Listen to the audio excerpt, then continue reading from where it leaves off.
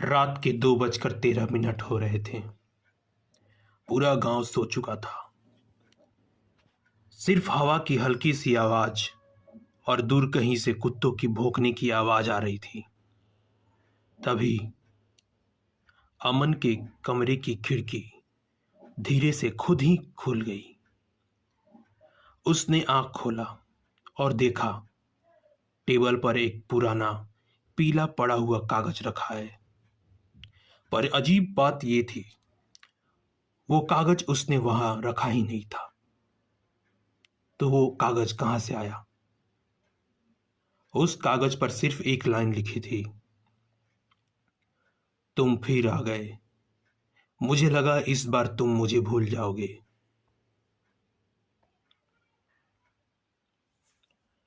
तुम्हें शायद याद भी ना हो, पर मैं तुम्हें कभी भूली ही नहीं।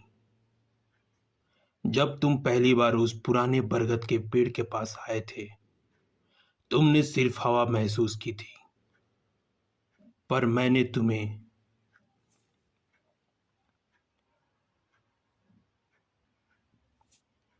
अपनी रूह से छुआ था।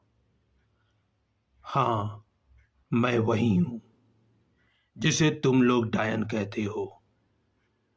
डरते हो ना मुझसे? पर सच तो ये है, मैं खुद से ज्यादा तुमसे डरती हूं।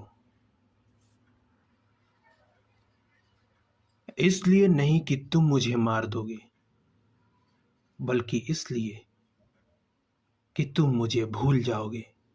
और शायद तुम भूल चुके हो। और हंसी की बात यह है, कोई मुझे मार ही नहीं सकता, क्योंकि मैं तो मर चुकी हूं। मुझे याद है तुम्हारी हर बात, तुम्हारी हंसी, तुम्हारा गुस्सा, तुम्हारा वो पल जब तुमने अकेला महसूस किया है। उस रात मैं तुम्हारे पास थी। तुमने महसूस किया था ना, ठंडी सी हवा का वो एक झोंका जो मैं थी।